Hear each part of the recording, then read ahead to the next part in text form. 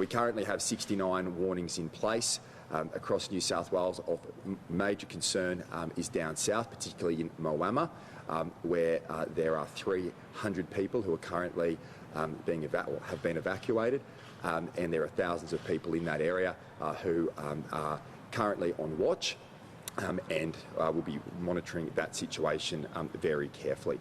I want to thank our volunteers right around the state. We have 300 volunteers who are out across New South Wales providing that support to local communities. The Minister, myself and the Prime Minister were out in Forbes yesterday.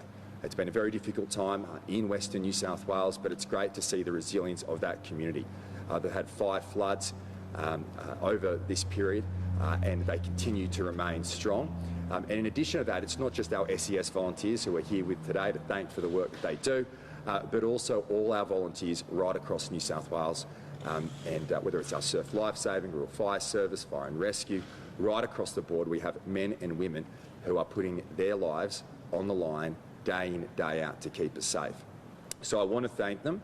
In addition to that, I want to do a shout out today to our businesses across New South Wales. Our businesses provide leave for our volunteers to go out and look after our communities.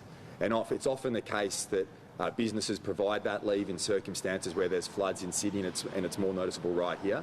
But there are very difficult situations that communities across New South Wales are facing, and I just want to thank those businesses who provide that support to our volunteers who do what they love doing, but most importantly allowing them to go out and protect our communities right across New South Wales.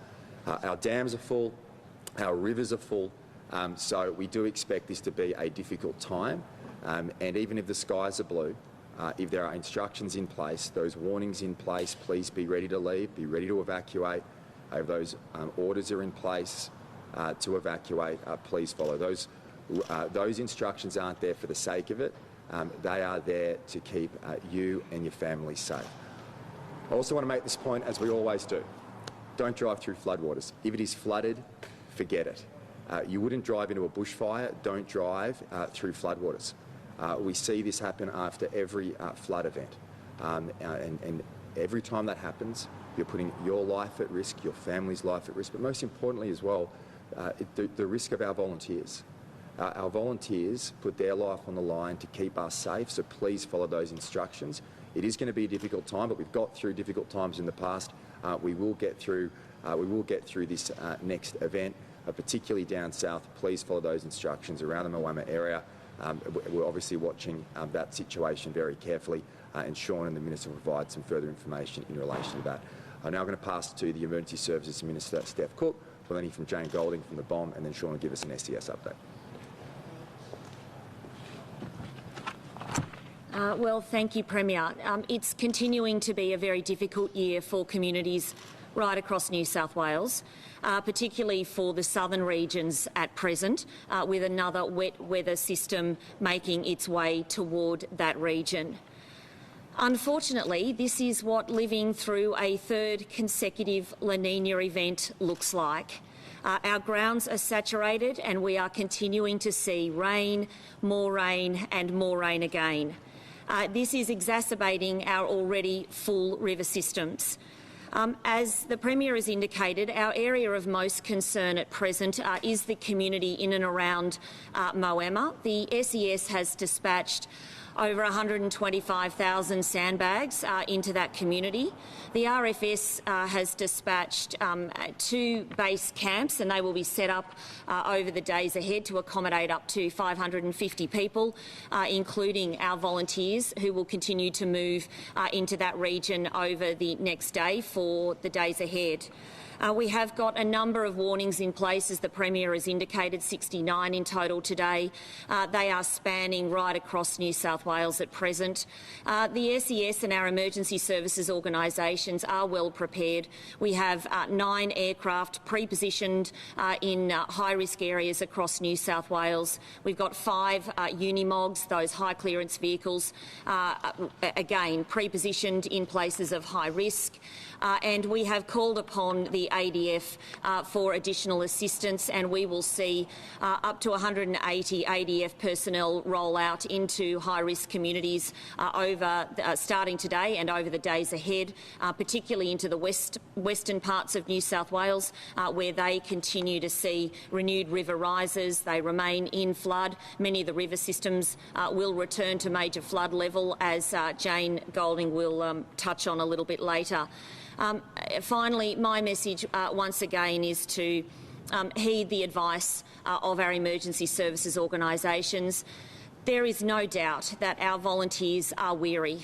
They have been at this non-stop for over 12 months now, and I think our communities have done a fantastic job of working with our volunteers and our emergency services organisations, and I'm just respectfully asking people to continue doing that today to make their lives just that little bit easier as we continue to respond to one wet weather event after another.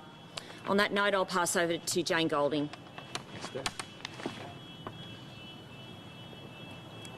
Thank you, Minister, and good morning and thank you. So over the last few months, really, inland New South Wales has seen a lot of rain, and we are seeing the rivers respond. It's really started raining in late July, August, and we've seen a series of low pressure systems bring rain and flooding to areas west of the Divide since. Over the last couple of weeks, we've seen 4 systems come through. And unfortunately, we look like we'll see another couple come through in the next 7 days. Due to the rain that's already falling, we do have, the Bureau still has issued several flood warnings. We have 6 major flood warnings at the moment, and that's for the rain that's already fallen, that it is making its way down through the river system. So the Bureau flood warnings will contain the technical information around what height the rivers are expected to get to when and what classification they are. So I'll just run through our current flood warnings for the rain that's already fallen, and then I'll touch on what we can expect to see over the coming days. Currently we have major flood warnings out for the Macquarie River, so Warren still experiencing major flooding as it has been for several weeks. The Bogan River, Moodale, Mulgawarrina and Golgan, 3 locations in particular along the Bogan, experiencing or expected to experience major flooding due to rain that's already fallen in the next few days. The Lachlan River, Cottons Weir, Gemelong, Uabalong, Condolblin and Hillston, major flooding there currently or expected in the next few days due to rain that's already fallen.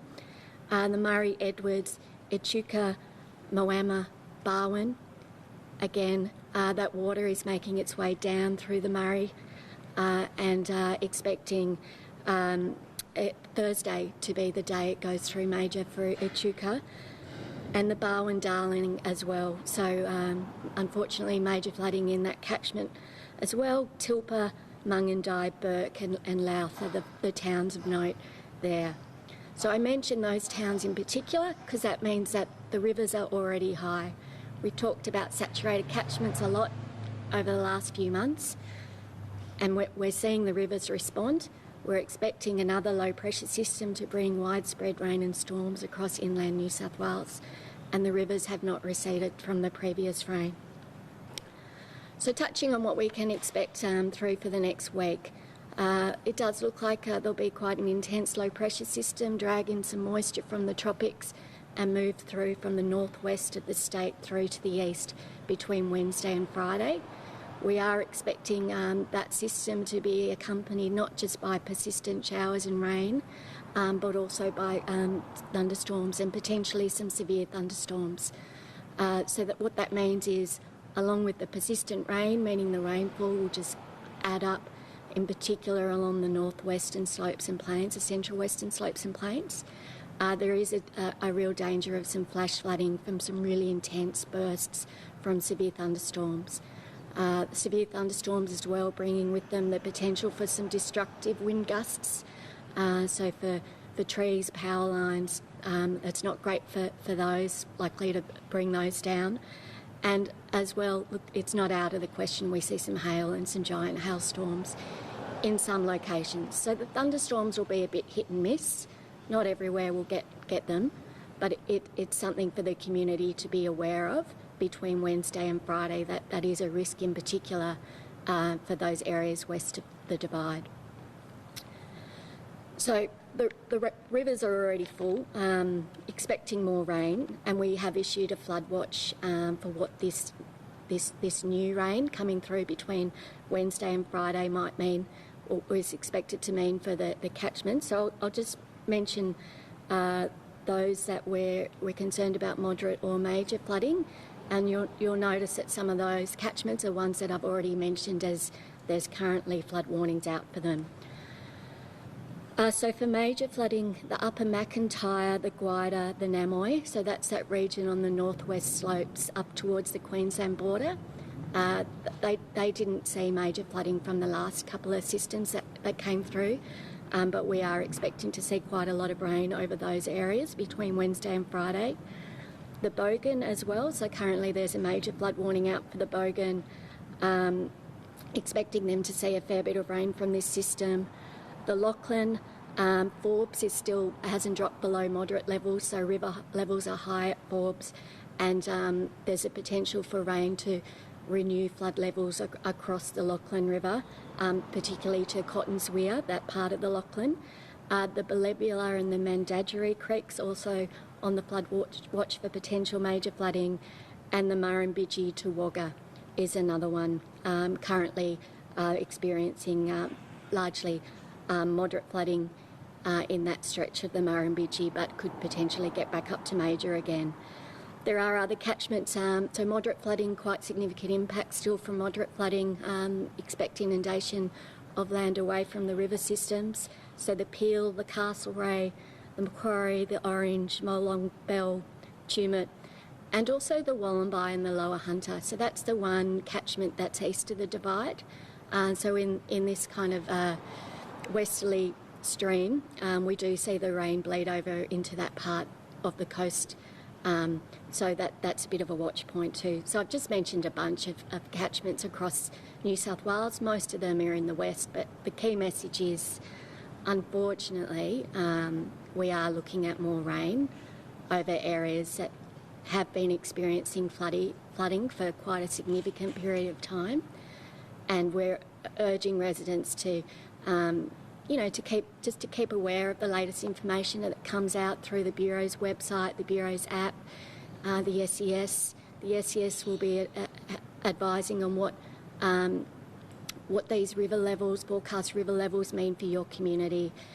And at this stage, I'll hand over to Sean Kearns from the SES to talk to you about that. Sean. Thank you. Good morning, everyone. Thank you, Premier. Thank you, Minister, and thank you, Jane, for joining us here today. So New South Wales SES has been responding to flooding across New South Wales for the last couple of months. Obviously, this is continuing. Our main areas of focus are in the western and southern parts of New South Wales. Over the next couple of days, we have a focus around the Moama region along the Murray River, and we're also looking at the communities further downstream of that. We are warning the communities around Moama that over the next 24 to 48 hours, we have about 3,000 people that are covered by a watch and act being prepared to evacuate. So we're asking those people to listen to the warnings of New South Wales SES. So currently, with 69 warnings out across the state, 7 of those are at watch and act. 7 of those are emergency warnings, with 27 at watch and act. This is a large proportion of people that we are asking people to listen to the warnings. Obviously, we've talked about Moama, but we're also concerned about the communities of Narrandera, Deniliquin, and other areas out in the west of the state. As mentioned, as this next rain comes through, we're asking communities that have already experienced flooding to be prepared because they may experience more flooding. So the communities of Forbes, Warren, Weewar, Burke, Louth, Tilpa, numerous other communities along those western river systems, the Lachlan, the Murrumbidgee and the Murray, that they may experience more flooding. It's important to listen to the over 300 SES volunteers that we have out in the field supporting your communities. Listen to the warnings that they issue, and if you are told to evacuate, follow those directions. It's also important that you prepare your home now for potential flooding. So if you're in low-lying properties, move your personal belongings up to higher parts of the house. If you're on property, move your livestock and machinery to higher ground now. It's also important that when you are told to leave, you leave then, because if you don't leave at that time, your evacuation route may be cut off. If you are out travelling, travel to the conditions. If the road is flooded, do not drive through floodwater. Turn around, find another way. As mentioned, you are not only putting your own life and that of your family in danger, you're also putting the lives of those that need to come rescue you in danger as well. So over the last 24 hours, SES has performed 6 flood rescues. We've also done about 50 requests for assistance. So New South Wales SES are warning people that over the next week we are going to see further flooding and that this situation is not over. And it's important to understand that this is going to continue for several weeks to come. So it might be blue sky, but it doesn't mean it is not flooding and the rivers won't rise. With this rain that's coming over the next few days, what we are expecting to see on already saturated catchments with already full rivers is that we will see flash flooding. When you see intense thunderstorms, the greatest risk is flash flooding. So be aware of your surroundings and avoid unnecessary travel during the storms. And what we're also going to see is rapid river rises. So the rivers aren't going to respond how you normally think they are because the rivers are already at high levels and we're going to see further rainfall that is literally just going to run off straight into the river systems. So it's really important to be aware of your surroundings. New South Wales SES would also like to thank our partner agencies who are out there assisting us. As mentioned, RFS are setting up a base camp in the south of the state to help any potential evacuees and also emergency service personnels to stay to relieve pressure on already full accommodation in the area. Again, our partner agencies from RFS, Fire and Rescue, New South Wales Police, New South Wales Ambulance, Surf Lifesaving, VRA, are fantastic to support our volunteers in a whole-of-government response to flooding impacting the state of New South Wales. Thank you. I just want to back that point in. You can't have your previous experience dictate what you believe will happen this time. When we have a situation across New South Wales where our rivers are full, it does not take much rainfall for significant flooding events to occur. And we just have to keep reiterating this point. We do have substantial flood rescues across the state. Many of those flood rescues shouldn't have to occur. It's because people are not following the instructions. So if those instructions to evacuate are in place, please do so and do not drive through those floodwaters. We say this every time and we have to keep saying it again because in all these events, that keeps happening. It puts your life, your family's life and our volunteers' life at risk. Questions? Just to clarify numbers, you might be able to do this in perhaps SES. Probably the 3,000 people in Miami told to watch an act, and is it, like the Premier mentioned, 300 have evacuated already? Yes, so the emergency warnings covering approximately 300 people to evacuate, and we have a watch and act warning out, prepare to evacuate for 3,000 people around Moama. And just for the people who are in the city don't understand the nature of Moama, are you talking mostly people who live on farms, regional areas, or is it in the town? In the town as well, and the low-lying areas around the community are the main areas of focus. Thanks, Sean. Are you expecting to keep more of those disaster response status to more LGAs? Well, we work through that and take the advice from our agencies. We currently have 31 affected areas in place where that funding support is available for people and for businesses and also agriculture. We certainly saw that yesterday in Forbes with the Minister, the Prime Minister, in relation to the impact these floods have had on our agricultural communities. We saw the Federal Agriculture Minister out yesterday talking about the impact with obviously the inflationary impacts as well. But yeah, that financial support is in place. And look, we would expect those areas to grow, particularly over summer. We expect there to be significant flooding events over summer, wet weather to continue. And in circumstances where we don't need much rain for this flooding to occur, we have to be alert and following the instructions of our SES and emergency services personnel. Premier, what expectation do you have that these floods will impact food prices across the state? Well, I saw yesterday the Federal Agricultural Minister has said that he's looking very closely at this. And particularly in circumstances where you see some of our communities who have gone through drought in the regions and now following drought flood in terms of affecting harvest, it's going to have an impact. So we'll monitor that, but obviously I note the Federal Agriculture Minister's comments yesterday that he's looking into that, and we'll obviously await that advice. Premier, on the Warragamba and yesterday you said you're prepared to go alone, funding rise, that's what was required. Yeah. So just by March, what progress do you expect to be made on that project? When do you expect an EIS? Yep. When do you expect a report from New South Wales? So I want those reports completed by Water New South Wales as soon as possible, and my expectation is that this matter is expedited. That's why we've called it in as critical infrastructure. I don't want red tape and bureaucracy getting in the way of getting this project achieved. So the advice I have from the Planning Minister in relation to timing is that it will be done as soon as possible. They're going through the environmental impact statements now. A business case has been provided to the federal government, but there is further work that needs to be done, particularly on the environmental side. My expectation is that that is done as quickly as possible. I'm not talking about cutting corners.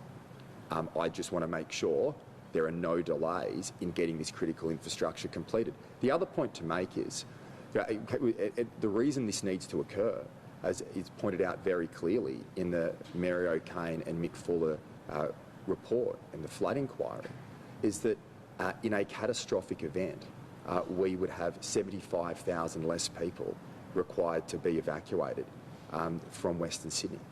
And so this is all about protecting and saving lives.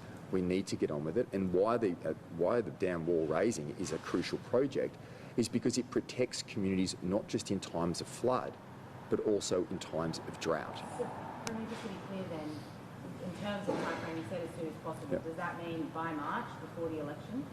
Well, I'll take the advice in relation to the reports that need to be completed. Water New South Wales is completing those reports now, and they need to be done as quickly as possible. That's my expectation. Corners shouldn't be cut, but at the same time, I don't want the bureaucracy holding up, and I need all areas of government.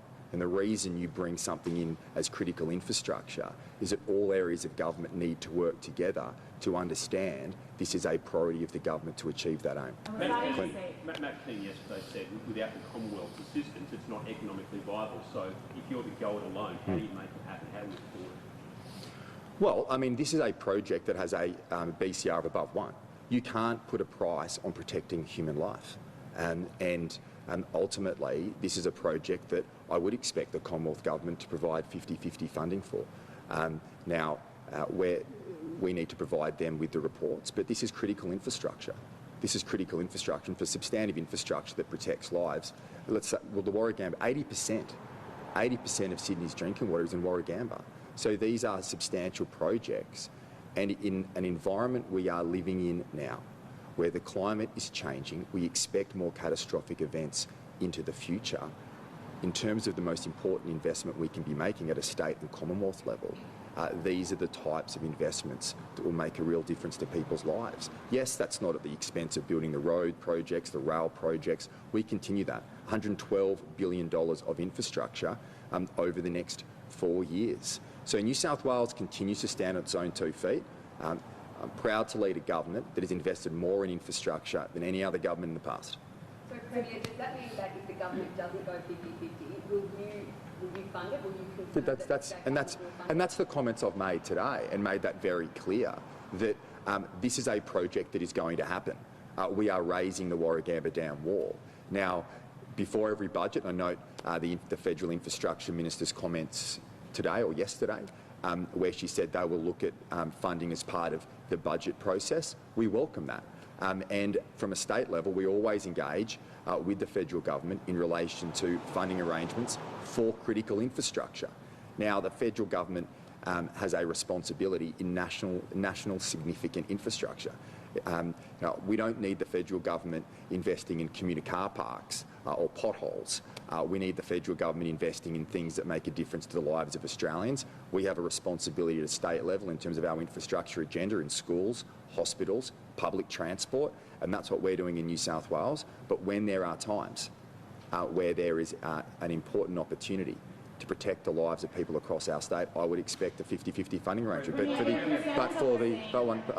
But for the abundance of doubt, the New South Wales government is committed to this project, and we will build it. Are you concerned that we are seeing perhaps the federal government perhaps tightening purse strings a little bit, pulling away from funding major infrastructure projects, and that states are going to have to pick up more of the slack going forward on some of these things? Well, Liz, I'm at the point. New South Wales always seems to do poorly when it comes to federal government investment at budget time. That is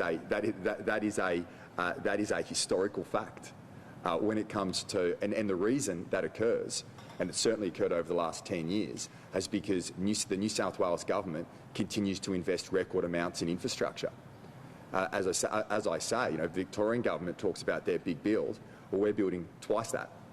And so as a result, what occurs is, because there's so much happening in New South Wales, that we seem to get penalised at budget time by the Commonwealth Treasury.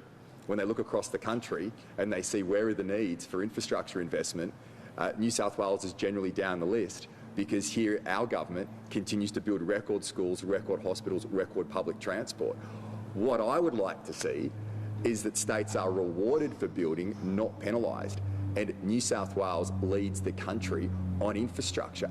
That $112 billion over the next 4 years. There are more cranes over the skies of New South Wales than anywhere else in the world. That's no accident.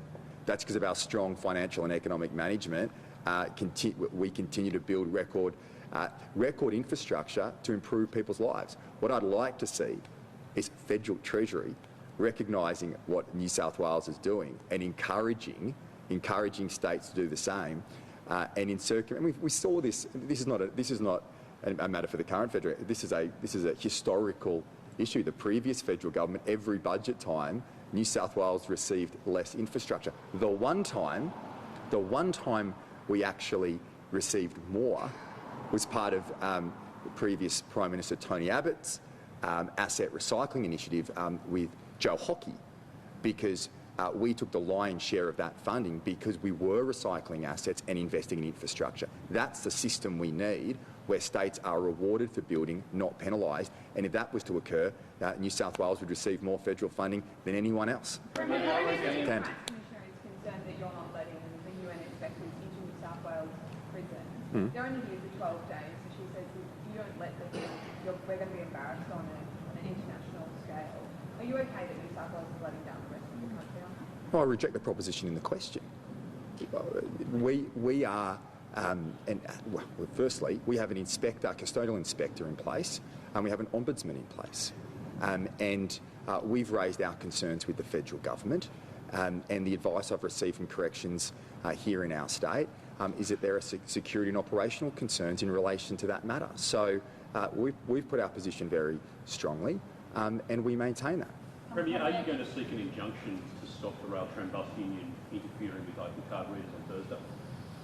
Court injunction? I'll seek advice from the Industrial Relations Minister, but let me make the point I'd make in relation to this, and we saw this at the Labor conference over the course of the weekend. Premier, sorry, don't interrupt you. What? Oh no, I'm sorry to interrupt you. You're still going. No, I am. We saw this at the Labor conference on the weekend. The head of Unions New South Wales say that they're going to continue their campaign over the next 6 months. Well, who suffers there? The people of New South Wales. It's time for the union movement to look after the people of our state, not penalise them. When it comes to wages, here in New South Wales, we lead the way. I note the Commonwealth government just put a 3% pay increase. Didn't hear much from the unions. Didn't hear much from the unions in relation to 3% when we put in 3% and 3.5% next year. So we know, let's call this for what it is. This is the union movement disrupting the citizens of New South Wales for political purposes in conjunction. Well, no. And what we saw, there's a reason to turn them off, because when they left them open, the good people of New South Wales tapped on and tapped off, because it's not my money. It's our people's money, and we respect our people's money, particularly in a difficult time, a difficult economic time that we're facing. So I would say to the unions, put our people first, stop playing politics with the New South Wales Labor Party. We saw it, I mean, it was so blatant. This wasn't at a union conference.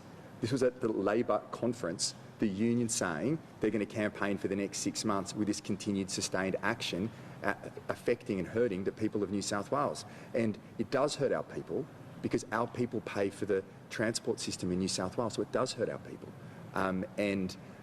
These matters are before the Fair Work Commission. They should be resolved there appropriately. My job as Premier of New South Wales is to put our people first, and the union should do the same. Thanks, Premier.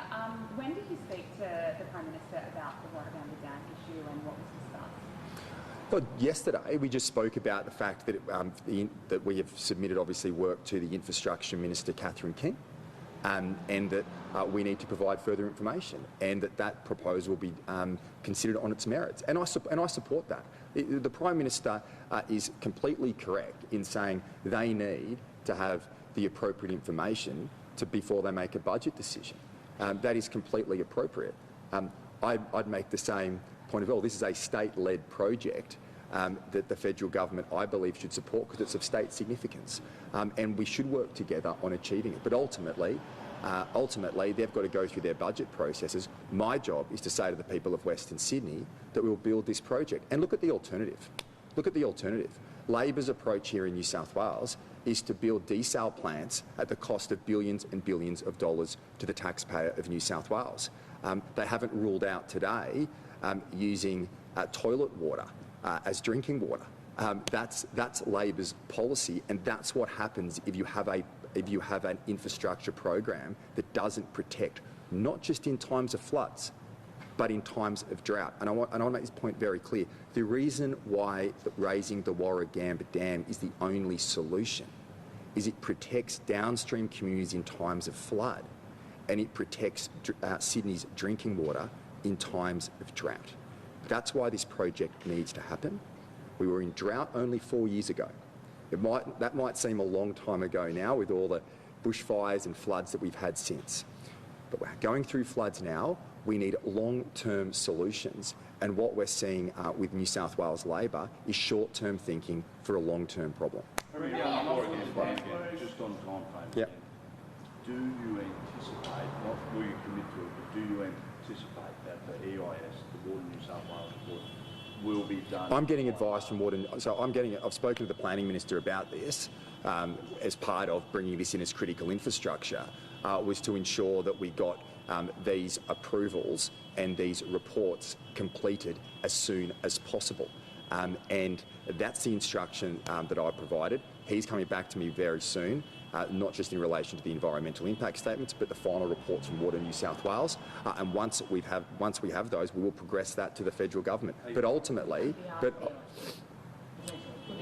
well, what I'm committed to is getting those reports done as quickly as possible, and I want to see it completed expeditiously, and not having the red tape that occurs with government projects happen with this one. That's why we've brought it in, because if all levels of government and the agencies are not working together, I've seen this before, everything slows down, and we need to get cracking. We need to get the dam wall raised as quickly as possible. That's exactly what we're going to do. I can't be clearer. Yeah. You've just said that you've got some safety concerns, that's the advice you've got, but isn't this actually an issue of funding, no agreement in place? No, that's an issue as well. There's safety and operational concerns from corrections. In addition to that, this is a request from the federal government without there being any funding requirements. Without there being any funding considerations in place. So I think we've made our position very clear. Like, the United Nations are not coming into our prisons until such time as they're not coming into the prison. We want clarity in relation to the financial concerns that we have, and we want clarity in relation to the operational concerns and safety and security concerns that have been raised by Corrections New South Wales. Thanks, everyone. Noise regulations, Premier. Inner city noise regulations.